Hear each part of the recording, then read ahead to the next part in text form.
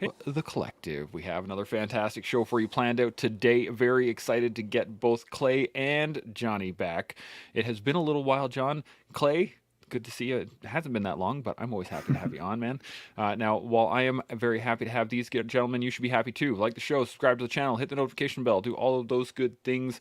That way, you get your emails in the morning whenever we go live. Now, if you have any thoughts, questions, comments, anything at all, by all means, put them up in the comment section, kind of like this one. Good afternoon, everybody from Winter Storm. Good to see you. If you do have any questions or comments, we will engage those throughout. Today's topic, bread and circuses. And I'm going to explain this one in a little bit, but I do want to get a little 10, 15-second intro from Johnny and Clay. Hit me up, Johnny. What do you got? Who are you? Sure. Where do you come from? Yeah. So great to be here. Great to see you guys again. Clay, my brother, great to see you. My name's Johnny Martin. I'm the National Director of Graduate Support for the University of Health and Performance, which is a health and wellness based university in Northwest Arkansas that specifically caters to active duty service members and transitioning veterans. I love being on the collective. I'm psyched to sit down with you guys today. Thanks for having me. Absolutely. Clay, 10, 15 seconds. Go. Yeah, Clay Surratt, former U.S. Army infantryman, Brazilian Jiu-Jitsu practitioner, kickboxing coach, and alumni of the UHP. And I'm just here to try to keep up with Shaun and Johnny as best I can. Well, I noticed you did not say you're trying to keep up with me, so I'll take that as a. I You're, get well, what's you're, happening. you're, I get it. you're like I the get narrator. it. That's okay. I feel it's all good. So today's topic, bread and circuses. Now I put this out here because we've been talking about philanthropy all week, and I wanted to see the other side of it. So I have this. I have a little definition, little quote that I want to hit on, and then we'll dive into the conversation on this one. So bread and circuses. It's a phrase referring to superficial appeasement, is attributed to Juvenal, a Roman poet active in the late 1st and 2nd century, et cetera, et cetera. There's a whole bunch of other stuff on there, but I wanted to touch with the quote from the actual poem, and it is already long ago when we sold our vote to no man. The people have abdicated our duties for the people who once upon a time handed out military command, high civil office, legions, everything, now restrains itself and anxiously hopes for just two things: bread and circuses. I think that's a great line to start with on this one because, at least in my mind, philanthropy can have a dark side and it can be used to sway people in a direction that isn't quite awesome. But let's get the opinion of the panel. Clay, I'm going to come to you first when I'm talking bread and circuses. What are you thinking? Yes. Yes. Well, actually, there was a book that was recommended to me by Johnny, and it talks about, it's called Think Like a Monk by Jay Shetty. And it talks about the worst thing that you can do for yourself is to tell yourself that you're doing things in service of others just with the underlying intention of personal gain. So that's what bread and circuses. It kind of reminds me of. I think now in modern psychology they have a term for it. It's called altruistic narcissism, where people go out of their way to do things for others, but with a secret motive behind it. So, yeah. Interesting. Johnny, what about yourself? Whew. Well, the 2 points that Clay touched on, I absolutely love. The quote and your intro to the podcast today, though, really made me think about two distinctly different groups of people. People that are philanthropic and give of their finances because they can, and then people that have much less in the way of monetary resources, but give of their time, give of their skills, give of their expertise in service to humanity. And what's interesting is what we'll discuss today really is the danger, I think, that lies in what Clay spoke about. Uh, but if you really dig in, and I'm sure we will today, I'm super curious, and not that we can get inside the heads of all people that do good deeds for others, but it would be very interesting to really dig into the motives, both in the short term and the long term, because I do think as human beings there is something that feels really good about doing something helpful for someone else? And where do those unhealthy lines cross where it isn't becoming about what you are doing, but the fact that it is you that is doing it? And so I know I'm already going down a hole that Shaun's going to love and jump on, but I'll leave it at that for now. Awesome. Shaun, first thoughts? Yeah, this is a good one, boys. I really like this a lot. And when we jumped into this, I had zero clue as to where it would go, but here we go. So I'm going to think back to, man, it was a long time ago. I went and visited the Colosseum in Rome. And I was there by myself. Oh, that's an interesting side note. So I do remember when I was at the Colosseum for the first time. It would have been over 20 years ago. And at the time I was doing international security consulting. And I was flying out of Italy into Peru to go do some other stuff. And funnily enough, as I landed in that airport in Lima, Peru, that's where I met my wife, or a girl who was landing from Canada into Peru to go and visit her friends. She was on a different flight at her carousel getting her luggage. I was at my carousel getting my luggage. I was bent over grabbing my rucksack and my gear. She saw the label on the back of my pants that said Mountain Equipment Co-op on it, which is a Canadian company. And she walked over and said, "Are you Canadian?" Which would obviously infer that she was checking me out.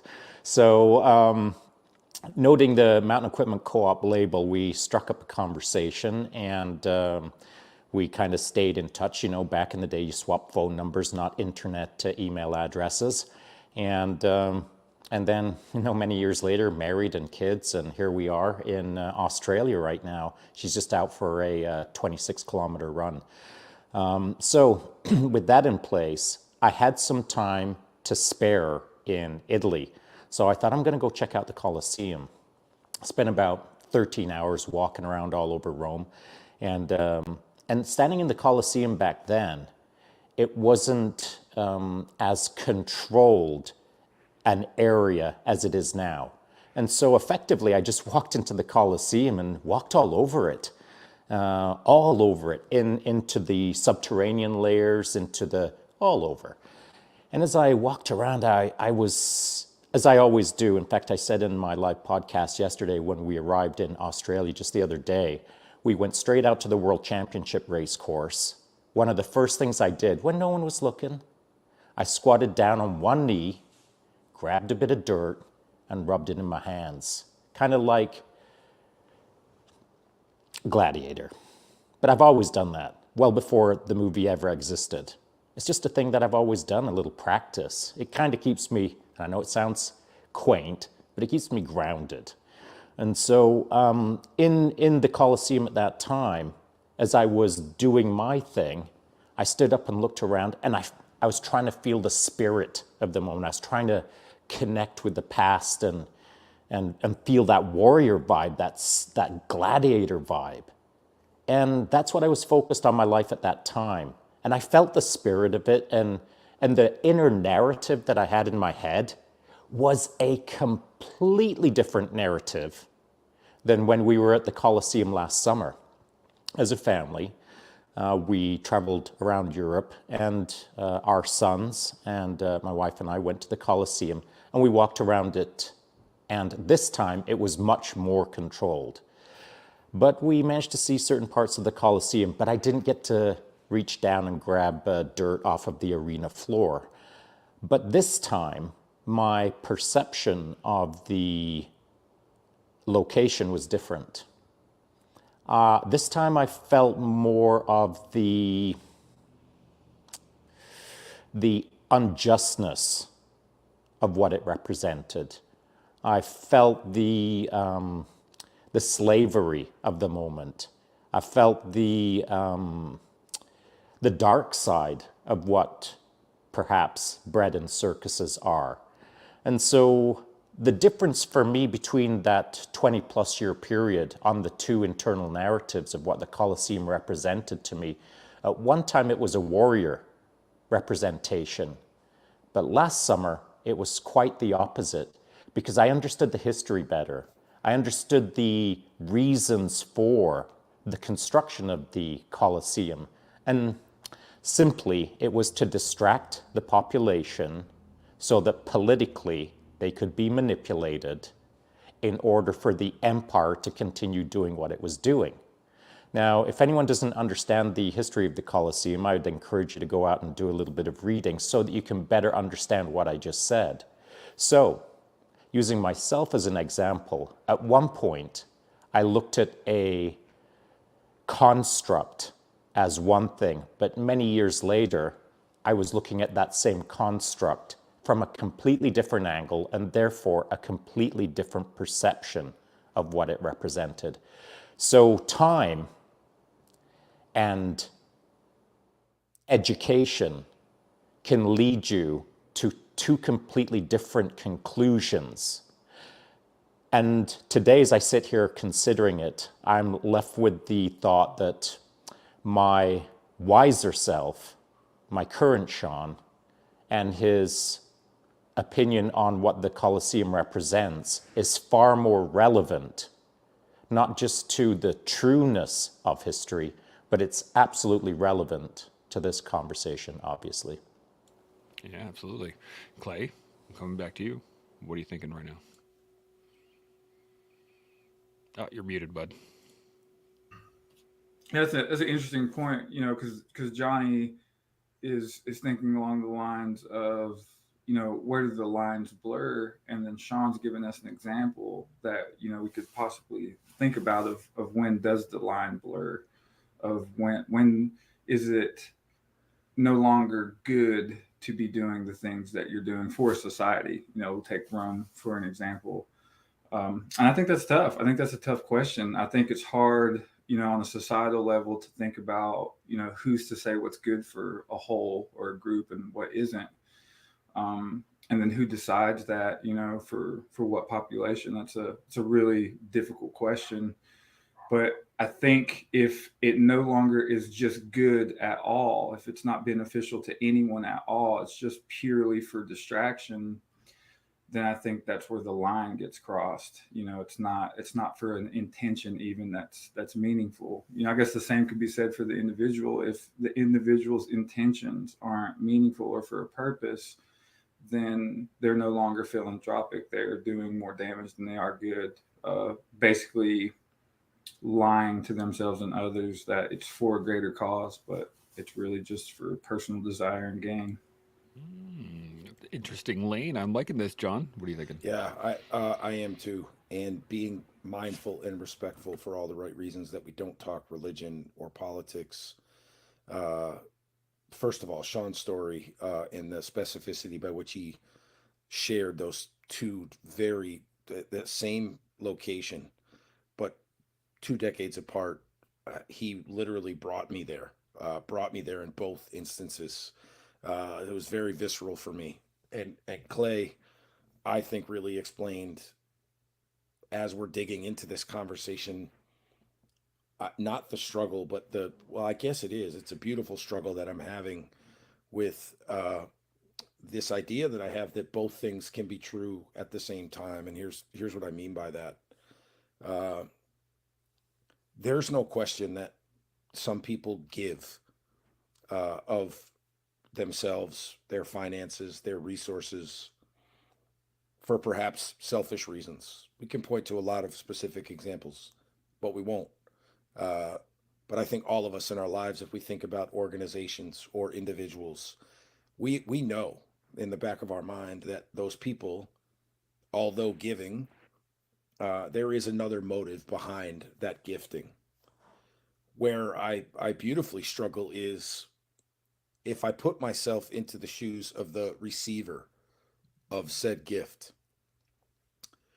who can take that gift, whether money or time or resources or expertise, and can use it for all of the right reasons, to lift people up, to support people, to feed people in some cases, to clothe them, to house them.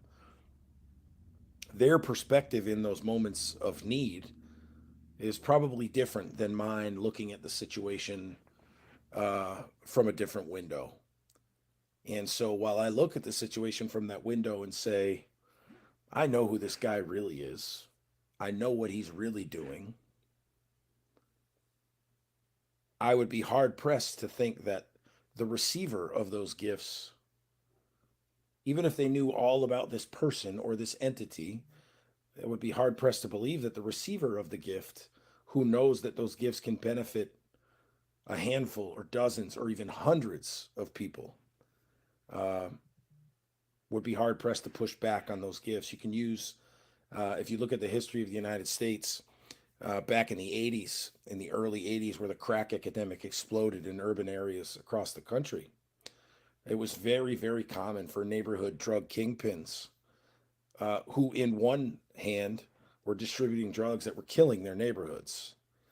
On the other hand, every holiday they would set up shop on the busiest corner in their cities, and they would give out presents to the kids. And every Thanksgiving they would give out turkeys to the people of the blocks. And so everybody knew who these men were and these women were. And 360 days of the year they were killing their own people. But and those handful of days a year they also provided. And so it's a very, very interesting dichotomy that we have with human behavior. And that's why I said I believe two things can be very true, and perspective is powerful. And so, yeah, my mind's going a lot of places, but I'll pull the chute for now. I know Pull the we got reins more in for a ground to little. cover. Yeah. No, absolutely. It's funny, as you were talking, the first thing that brought in my head was like the mafia, organized crime, families, all these things happen all the time, right? Is that they are taking advantage of the population on a regular basis. But I was thinking the Hells Angels do this a lot, right? They have the toy drives, and they have all the big things that allow people to connect with them as human beings, but also they are definitely not.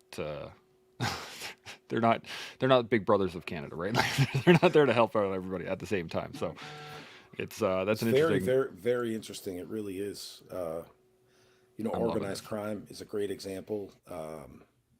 But I think even what we would consider to be very legitimate businesses, or even whose intentions had started off pure. Um, yeah, it's a super interesting conversation, because when I heard about the week and you think about philanthropy, right? There's not one place that I went to that was like, we're going to talk about the dark side of giving. And that's what we're digging into, which is super cool. Welcome to my brain. It is. Yeah, It's right? a fun place to be. Sean, you got any thoughts? Do. So first things first, I just want to throw out a colloquialism, a term called bread. Used to mean money. Hey man, can you lend me a bit of bread? Hey man, you got any bread? Etc. It's an old term. Maybe a younger generation isn't familiar with it. But bread used to mean money.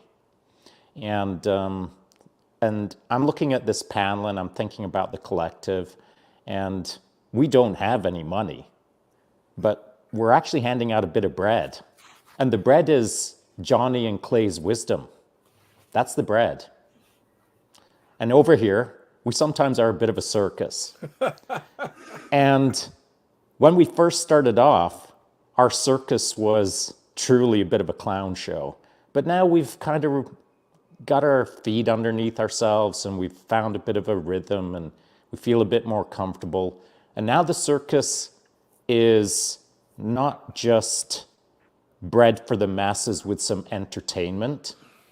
It's starting to turn into a little bit of an arena sometimes, where with the right people, it's not combative in nature, but it is constructively engaging in the art of intellectual warfare. And the warfare is not mean-spirited. It's an engagement where there is back and forth, where there are consequences. So over here in this arena, we're not trying to kill each other. We're trying to ferociously engage in a battlefront external to our circus, external to our arena. So as I look at Johnny and I look at Clay, I'm engaging with them in an intellectual battle space that is being projected externally outside of our arena. So I suppose that would make all four of us gladiators, sharpening our swords in each other, keeping ourselves sharp, keeping ourselves, we're in practice right now to step out of the arena that we're in to engage with the outside world through a digital transmission. Does that make sense? Yep, good to go.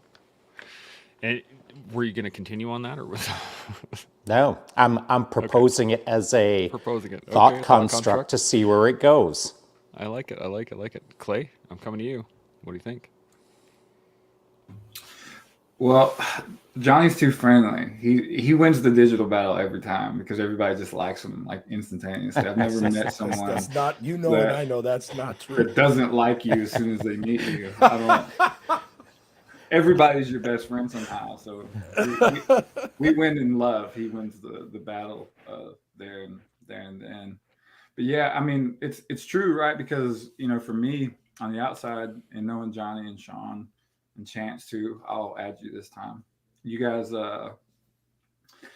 when I get off these podcasts, you know, at first it's kind of nerve wracking, and you know, you're on the spot, it's live, you know, you're supposed to think of all these things, but now I realize that it's not about what I do in the moment talking to Shaun in battle. It's everything I do before. It's who I am the days in between this podcast and the next. It's those moments where you come to the battle with your sword sharpened and ready to go for yourself, right? Ultimately, we want to project well for ourselves, and also in hopes that I can give Shaun something to think about that he hasn't thought about before, Johnny or Chance.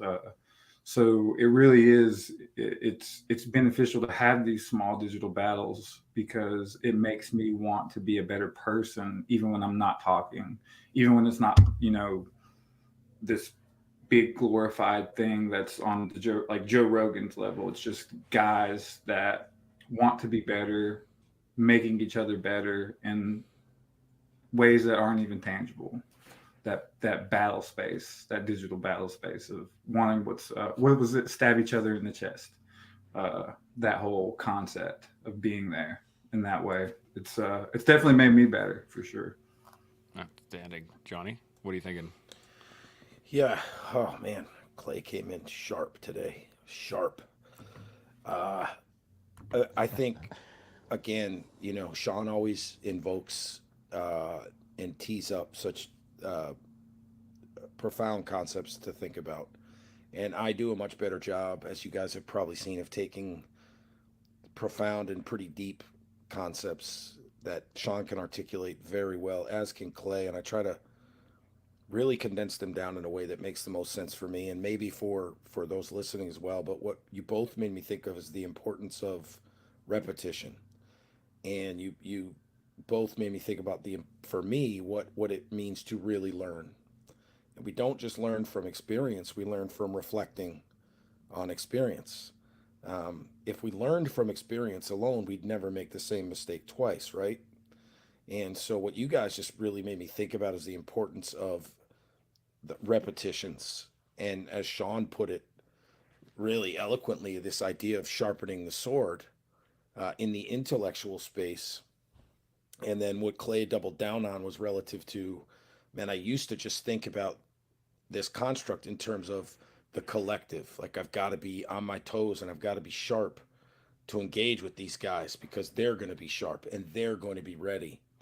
But what it really made me think about is how it can arm us, discussions like this, with tough men, strong men, but men that are also willing to be vulnerable, willing to push back on one another for the sake of growth. What it really makes me think about is how these repetitions not just keep the sword sharp for this battle that we'll have for 60 minutes, but for the ones that fall in between. And I think that's where the beauty of the work you guys do is, and that's really the beauty of these conversations. What Shaun did was certainly a shift from bread and circus and philanthropy. However, one way to, I think, sort of to tie it back in is really around values alignment. And am I making decisions every day, and are my actions reflective of my values? And when we talk about people's willingness to give, whether money or of their time for each other and your audience, um, are these discussions and are the things that we're trying to help our people with, are they aligned with our values? And I would argue, knowing Clay very well, respecting him tremendously, and getting to know you guys, that these battles, as Shaun framed them, are absolutely a way for us to dig into our values in the deepest sense, and hopefully get others as a byproduct to really think more about theirs. Bam! I'm gonna have a hard time cutting this up for clips. I tell you, you guys are just dropping fire left, right, and center. And I really, to your point, is this. I want to get back to this quote that I had said at the very beginning. He said, "Already long ago, when we sold our vote to no man." And that, right off the bat, that's kind of what you're talking about, at least in my mind, is the fact that we're relinquishing the ability, by not having these types of conversations, we're relinquishing the ability to have these conversations. To just say, well, it's not really necessary. And the second part of this, and I'm going to come to you, Shaun, with this one after, correction. I'm going to be coming to you, Shaun, after I say this, but the second part of that first sentence says, the people have abdicated our duties. And I think, again, goes to what you guys are talking about, in the idea that we're not using it, and therefore we're losing it, at least in my mind, out in the world, which is what I think the battle space is that we're fighting here on. Shaun, what do you think? Yeah, I tend to agree, and that's why I propose this as an intellectual battle space. But I'm not ramming my spear through Clay's chest. Right now, we're practicing with wooden swords. If you think to the movie Gladiator, when they're in the training arena, they're practicing with the wooden swords and then sometimes striking each other with the flat of the blade on the shoulder or on wherever as a correction, but not a correction that is lethal. It's a lesson in the moment, in the training arena, which this is what we're doing. We're training ourselves, we're training each other, we're getting better at the art of intellectual warfare within the digital battle space. Now, I'm not proposing that we're going to war with everyone else out there outside of this little arena right now. What I'm proposing is, maybe as gladiators, we are working with wooden swords if in case one day we have to pick up real swords if things get worse in the near to mid future. At some point in human history in front of us, in a future that we don't understand, times will get tougher. And I think there's a requirement for strong humans to have these conversations, to be better prepared, to already have the wisdom in place to act accordingly in the moment when there's no time to think. When things start going sideways in the future, we won't have the luxury of being able to sit down and consider deeply and wisely what is the best way to manage the situation. We're in a training arena right now, and that's my first thought on that. Now to your question, Chance. I think that people do abdicate their rights to some degree, their right to deep thought. They abdicate their right to critical analysis. It is a case of, if we are representing gladiators right now, and I'm making loose comparisons, if we're representing gladiators right now in the circus, or as it was known back in the time, the arena, then the general population would be the spectators sitting in the stands with their half a loaf of bread and being entertained by the world around them that they don't understand, because they abdicated their rights to understand how they were being manipulated. They were simply pleased that they got to sit and watch slaughter and eat bread.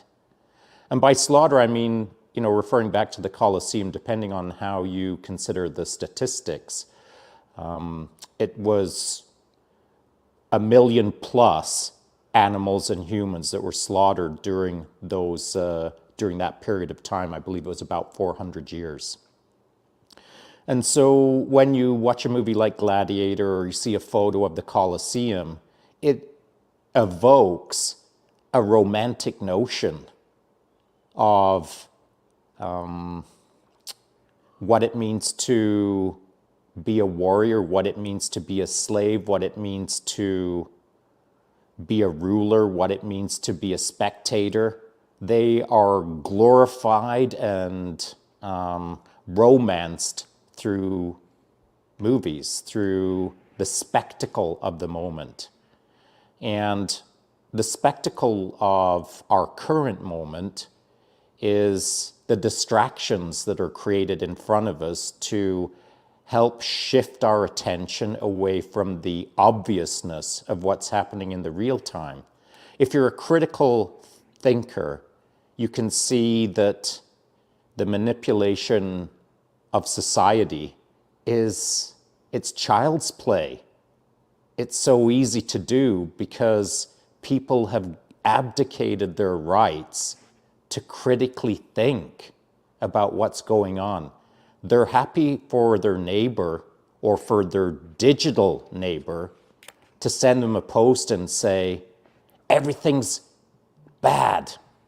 Or conversely, everything's awesome, with no further critical thought, with no cross-referencing, with no deeper consideration. A lot of the world is currently spectators in the stands, eating a loaf of bread, provided to them to appease them with the spectacle of the moment. That's my first thought. Bam. John, coming to you. What do you think? Well, it's hard on a podcast platform, but when people like Shaun share or Clay or you or anyone that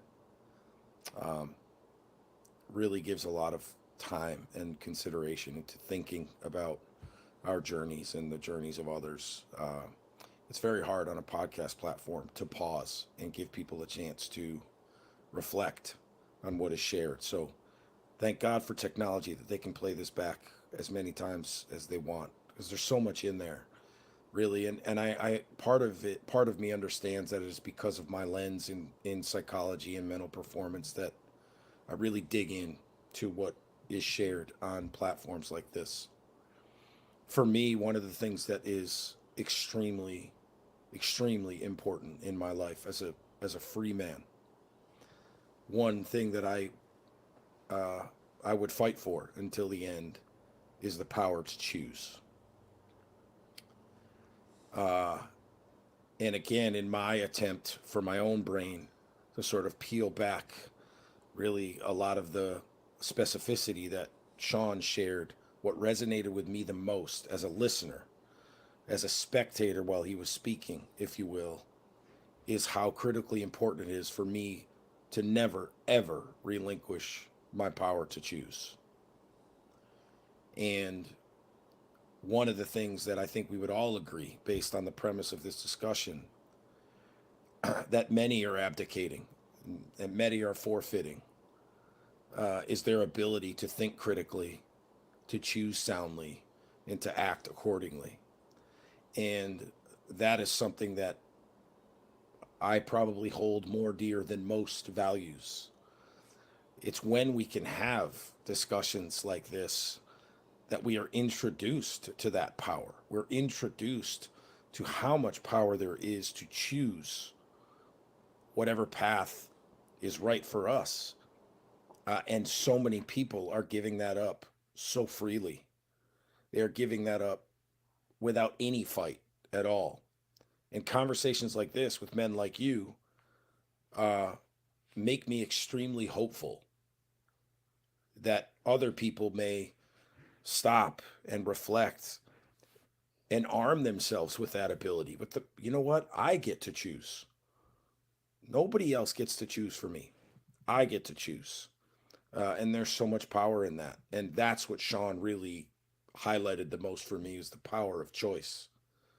Because if we don't choose, somebody will choose for us. And that is happening all around us. And I refuse to just lay down and let somebody else choose for me. I can't live that way. Yeah, absolutely. Clay, you got any thoughts? Yeah, following those two guys. Yeah, that's tough. But it honestly, it really makes me think of a couple of things. One is when he talks about the ability to choose, and you equate that with the digital battle space. Is let's just imagine as a thought process that attention is currency. Well, that's kind of the digital battle that we're having, is that a lot of people can't pay attention, like Shaun was saying. So if you can't pay attention in a digital space or in any other space, it's going to be really hard to make critical decisions at any point because you can't pay attention to any one specific thing. So then your ability to choose is going to be minimal. It won't even be a good choice. Like, how could it be? You're not paying attention to what's actually happening around you. So when you take all of those into consideration, and then you think about this digital battle space, it really makes me think about this, what we're doing, sharpening each other's swords, is also kind of a philanthropy of time. And if we're giving each other time, there's really nothing more powerful than that, than me being able to take an hour of Shaun's time and listen to him, or Johnny's time and listen to them. So then when you think about philanthropy, it really makes you, like Johnny was saying about where the lines blur. It's really hard to blur the lines when I'm giving you my time. It's easy to blur those lines when I'm giving you bread and creating a circus. And I think being able to see that and focus your attention, even in the digital battle space, is where that critical thinking is, to Shaun's point, kind of getting lost. And then to Johnny's point, to choose is becoming more and more difficult for the everyday person because they can't even pay attention. Bam. Again. Jeez. I got so many timestamps here. The question I have, Shaun, do you have any thoughts on that before I move on to the question I got? I kind of do, and it is Of about. course he does. Sorry, Chance, I'm trying not to. I've got so many. I'm just trying to reduce it down to one. So, if you look back at history, and I'm just going to keep it super simple and refer back to the Colosseum and that period of time, where, if not for a slave uprising, if not for an out-and-out revolt, we'd all still be spectators in arenas watching people get slaughtered. Because bread's nice, man. Spectacle's nice. Until someone takes the time to think, hang on a sec, how many millions have died to date? Is that cool? So at some point, someone got right with the idea through critical thought that I have agency. I'm a free man. I am not a slave. And I have a sword in my hand. And I think it's time to change the course of history. It starts with one man who is a slave externally, but in his free mind, he's a free man through free thought. I think there's a wild difference there if you latch on to the idea that, are you a slave to your surroundings, or are you thinking clearly enough that you have free agency? If you can come to the conclusion that you have agency in life, you have a free mind to act accordingly, to be righteous in the moment, well, now that's a revolt against evil philanthropy. And that slave who revolts and changes the course of history has become bred himself through his actions to a population that looked at him as a slave, but he was trying to free their slave-like minds to the bread, to the spectacle, by revolting against the spectacle.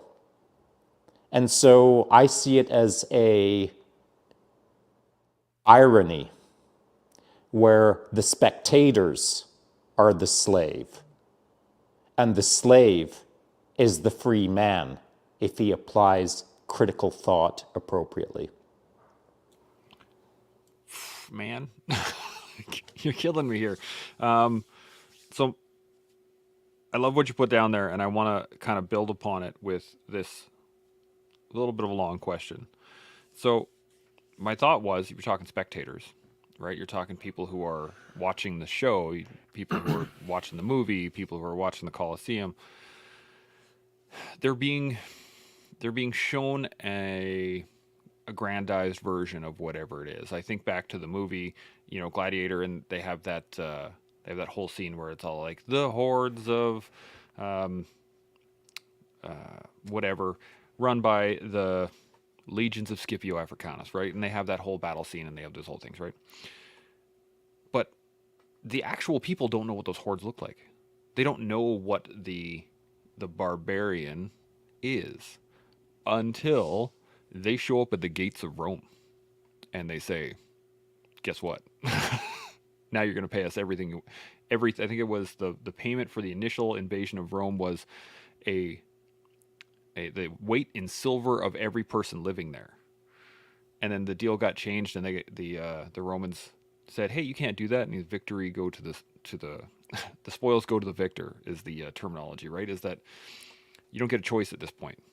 So my question is, how do we get people to see that they are spectators, that they are the slaves of the moment, that they are the ones sitting here looking at an aggrandized version of what a warrior is, what a war looks like, what all these things that we're dealing with nowadays, to see that they have the agency of choice. They have these things. How do we get them to see it? Johnny, you're nodding your head, so I'm coming to you first. What do you think? Well, I'm nodding my head because I think it's a beautifully worded question. I think it is the question of the day as it relates to the individual's ability to grow and get better. There are so many examples, even in modern times, that we can point to. Outside of the warrior culture, the war fighting culture, the closest that we have is the arena that Clay works in professionally, right? He trains fighters. He is a fighter, and it is the fastest growing sport on planet Earth, mixed martial arts. And just from a psychological perspective, the reason that pay-per-views sell over 1 million buys and every arena is sold out is because there's a part of everybody in that audience. There's a part of everybody in that audience that wants to be in the cage. There's also a reason why the 1% of the 1% will actually walk into that cage. And so I think, to answer your question only from my perspective, when I look at my own growth, I don't measure it against a elite level Brazilian jiu-jitsu practitioner like Clay. But what I will say is, maybe if that is something that I've been interested in, maybe I can be brave enough to step into a class for the first time and get uncomfortable physically, because I will learn about myself, and it could be a pathway to growth. The reason a lot of people fall back into the same patterns of behavior as they always have is because our brain is always going to take us back to a place that is safe and comfortable until we teach it not to. And that safety and comfort looks different based on your story, your training, your history. Shaun's version of comfortable is going to be very, very different than 99.9% of human beings on the planet. And that is by virtue of his origin story, his life, his training, is experience. But what I don't think we do enough as human beings, in terms of your question, brother, how do we change that? How do we make people stronger agents of their own journey? Is people have to not think they're going to get to where others are at by simply doing something different for one day. When I work with clients and I work with cultures and I work with groups, what I ask them all the time is, what does a win look like within the next 60 minutes that you have control over? And how can we take that 60-minute win and repeat it over time? And then let's go look to get another win. Half efforts avail us nothing. If everything is important, nothing is important. And so I think for people to really become stronger agents of their own life, first and foremost, they have to take a look at what's most important to them. Get really good at ignoring all of the other noise around them. Wait, I get to make a choice about my growth over the next 60 minutes. I chose to sit with my brothers on the collective as an investment in that growth. What does the next 60 minutes look like? Instead of, oh, I want to do what Clay does. So if I go to jiu-jitsu tomorrow for the first time, I'm going to do what Clay does. And then we give up because we realize how hard it is. Small, deliberate, correct actions repeated over time is the shorter answer to my much longer diatribe. And I thank you, gents. I like it. I like it. Clay, what are you thinking? I wrote this one down because I don't want to breeze past the most poetic articulation of ignorance I've ever heard by Shaun. And he says, "Are you thinking enough to have free agency?" That's a t-shirt. I mean, are you thinking enough to have free agency? I'm going to teach my kids to say that to their friends, just so you know. But yeah, how do you convince people to want to choose what's better for themselves when they're in the habit of choosing the opposite? You know, so a long time ago, I served as a substance abuse counselor in not like a nice one. It was, you know, government funded, usually court appointed, you know, rehabilitation.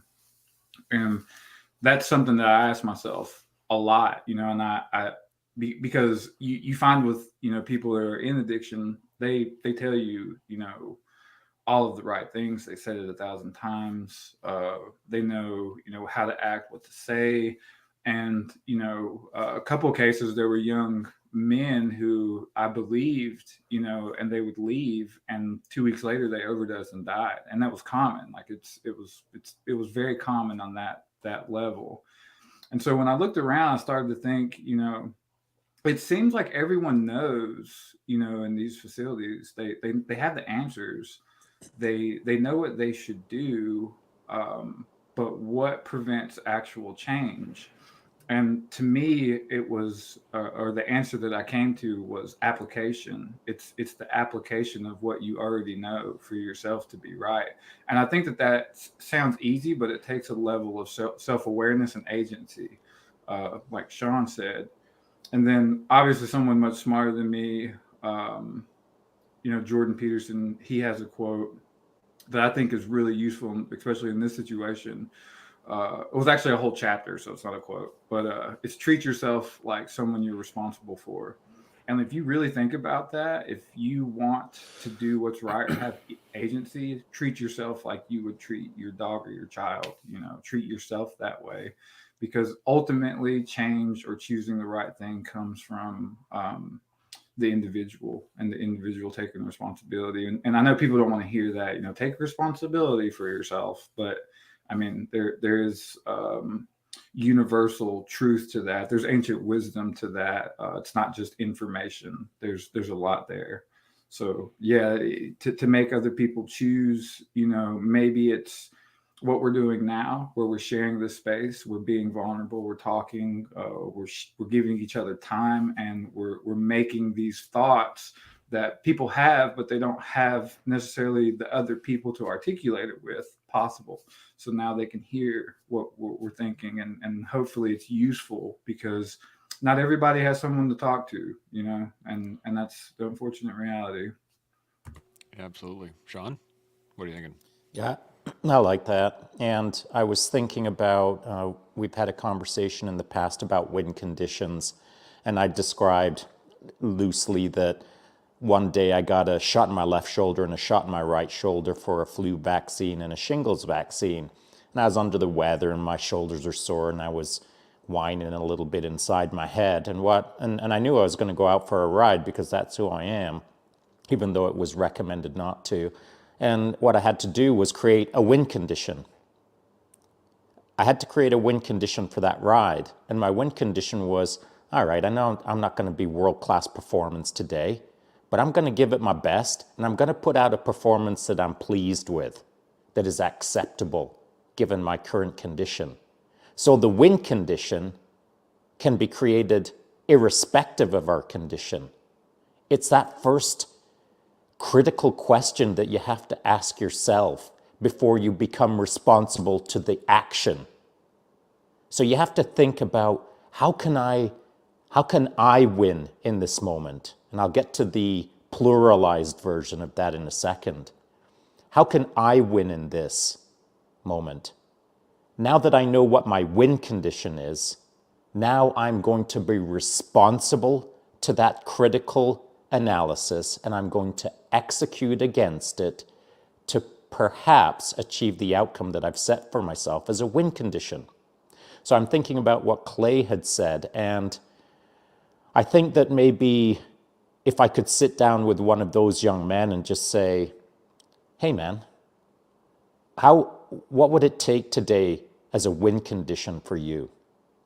Ask that individual to identify how they could create something better for themselves in that moment or in that day that they could latch onto cerebrally and then physically execute against. Now, I'm not suggesting that the win condition consideration and then moving towards executing against it means that they're going to be successful and anything would ever change. Perhaps the outcome, as Clay discussed, would inevitably occur. But I think that if you look someone square in the eye and say, hey bro, explain to me your win condition for today. What does it look like? What does it feel like?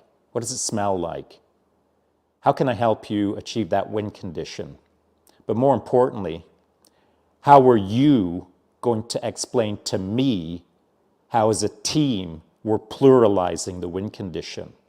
Because I want you to understand this, pal, that in you moving towards your win condition, you're helping me move towards my win condition. Because today, right now as I'm speaking to you, my win condition is this: helping you hit your win condition. So I think that as a singular individual, if you set your win condition for the day, for the week, for the month, for the year, for your life, if you can set that and then look around you and understand that it can be instantly pluralized if you're around the right people, your win condition will start exponentially speeding up if you've got the right people aligned with you, like Clay in that moment. And maybe, I don't know, I'm going to throw this back to Clay, please. Maybe if you had have asked any of those individuals, maybe you did, I don't know, maybe my idea is like bogus. But if you could have looked that dude in the eye and said, hey man, what's your win condition today? Would that have changed anything, do you think?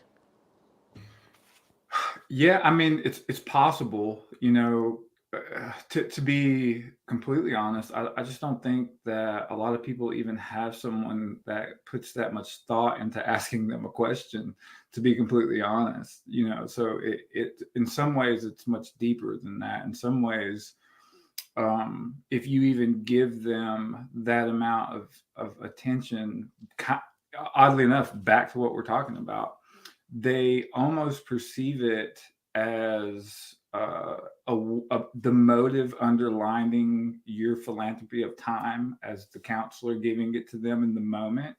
They almost see it as some kind of diabolical action that's not going to be good for them in the end.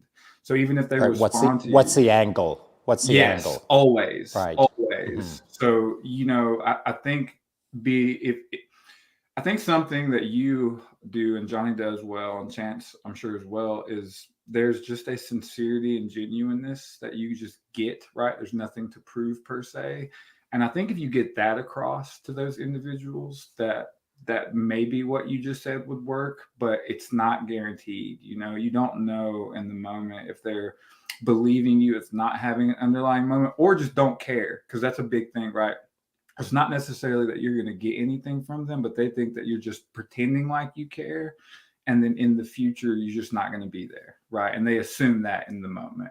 So it's hard to say. It's hard to say. You just hope that, after so many of those situations happening, you just hope over time that if I genuinely am curious about that person, that maybe one of the 1,500 will receive the message that you're conveying, but there's no guarantee. Interesting. It makes me think we're running a little short on time, so I'm going to come to Johnny with this one. But do you think that perhaps that those with a subversive mindset, like a self-subversive mindset, they're constantly looking for the angle for themselves to begin with, then see others doing the same consistently, right? So instead of seeing someone who's genuine, trying to help, and wanting to allow for the vulnerability of that engagement, they just immediately push it aside and say, well, no, because I'm seeking an out anyway right now, they must be seeking it out as well. So I'm going to come to John with this, and then we'll work our way up, and then we'll do some final thoughts after that. But John, what do you think? Yeah, the short answer to that question, the short answer neurologically is yes, without question. And the reason for that is our brain is developed to keep us safe.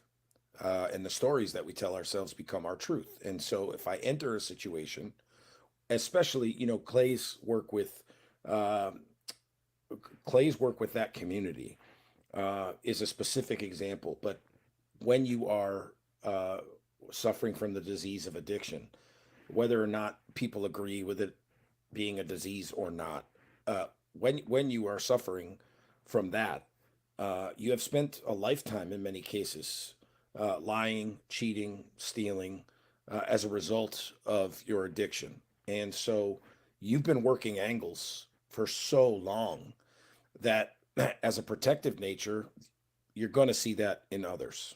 You're going to see that in others. So the short answer is yes. Um, in the same way that Clay shared, I really like being around people and talking to people that I feel like really care.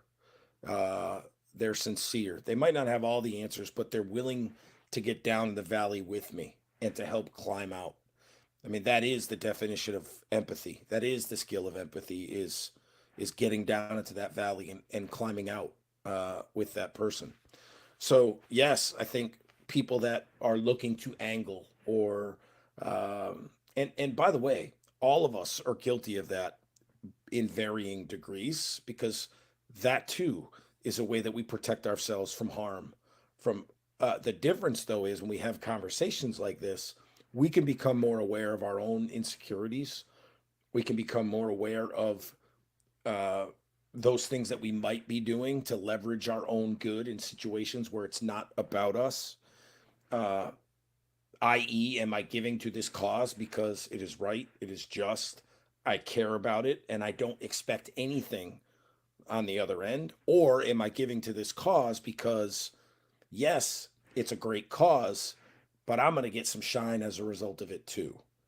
And uh, I don't think it's necessarily bad if someone feels that way. But at the top of the hour, we started, Clay and I back and forth with that's a really dangerous line because before you know it, uh, you are now working from a place of greed or the hustle or uh, I'm doing all of these things for reasons that are now my own.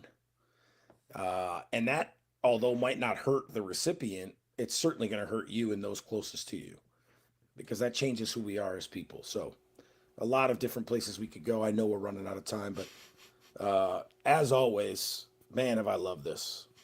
It's been good. Clay, you got any thoughts on that?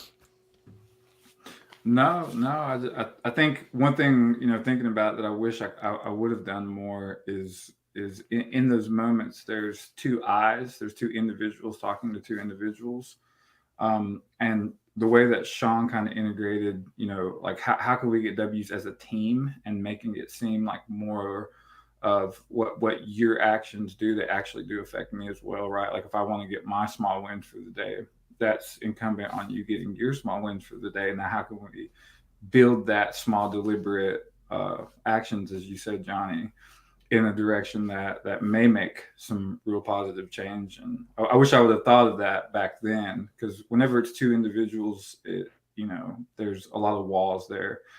And, I'm glad Johnny brought it up. One thing that's good to point out is a lot of the behaviors and things that you see, it really is just an amplification of my own. It's no different. Like what you're seeing them do or other people do, it's really just a amplification of the same walls and boundaries and obstacles that I intentionally put up on other people. Maybe for whatever psychological reasons that are my own, but there it's just amplified, and really showing people or a group of people that you care, and being of service is, I think, kind of the cure-all, if you want to use a cure-all, to being altruistically narcissistic. If you're just being of service and not expecting anything back, it's really, really hard to have motives or intentions that are negative. That's right. I agree. Makes a lot of sense. Shaun, Totally got agree. any thoughts on that? Yeah, it is what is also hard is hard to keep doing it freely and at a maximum velocity without any care for yourself, without any requirement for anything back. I mean, you can do that for a week. You can do it for a month, but can you do it for years? It's hard, man. It's hard to give 100% of yourself and expect nothing back. And that's the key, expectations. I mean, whether you get anything back or not is an entirely different conversation. It's the expectation of what's in it for me, what's the angle for me, what do I get out of this relationship? And as long as you can keep it pure, and if something comes back to you, well, that's all gravy. But if you can expect nothing by giving everything, then you're starting off in a pretty good spot. But it's how to maintain that trueness of your mission. It's not easy. And I fail sometimes. And I've come to realize that over here on the Collective podcast, that perhaps at a time in the early portion of the podcast, I was more focused on looking at the angles on who was trying to defeat what I was trying to do on behalf of a larger group that I didn't even understand yet. But at some point in the Collective, I don't know, however many months in, I disappeared out of the equation. I simply became the Collective. I simply represented it. And so once I took myself out of the sentence and became the Collective as the sentence, I find it easier to try to say the right thing, do the right thing, be the right thing for the group rather than just for Shaun. Of course, there's benefits to it after the fact. Maybe many years from now, I'll recognize what those benefits are. I see some of the benefits now on how I feel about my own personal trajectory in the sense that I know I'm doing good. But perhaps I'll better understand that a decade from now. To this point today, I do understand that the Collective is a good thing. And I do understand that if you can remove yourself out of the equation, the I in the sentence, life does get better. It just takes a little bit of time, and it takes a little bit of conviction, and eventually the curtains part, and you see the goodness of the moment. Yeah, 100%. Now, we are a little bit over time, so let's get some final thoughts, and then we shut it down from the day. But first off, Clay, Johnny, John, thank you for the conversation. This has been awesome. We were not quite sure where we were going with it, but man, we went. So I really appreciate it. It's fantastic. Clay, any final thoughts? And Sean's quote, I just want to reiterate this. Are you thinking enough to have free agency? I love that. I'm going to think about that for a little while. But yeah, final thought is, maybe try this section of a book. But I think if I could end with anything is let's try to challenge ourselves to look at our attention as currency. Because that will get to the point of, are you thinking enough to have free agency? That's my final thought. I like it. Johnny, what are you thinking? Final thoughts? I'm going to let Clay's sit right where it belongs, and that is without interruption. So I'll pass respectfully. Bam. Shaun, final thoughts? I too will respectfully pass because I think it's a great way to end it. I agree. So all I'm going to say, learn, build, grow. We'll see y'all tomorrow. Chimo. Chimo.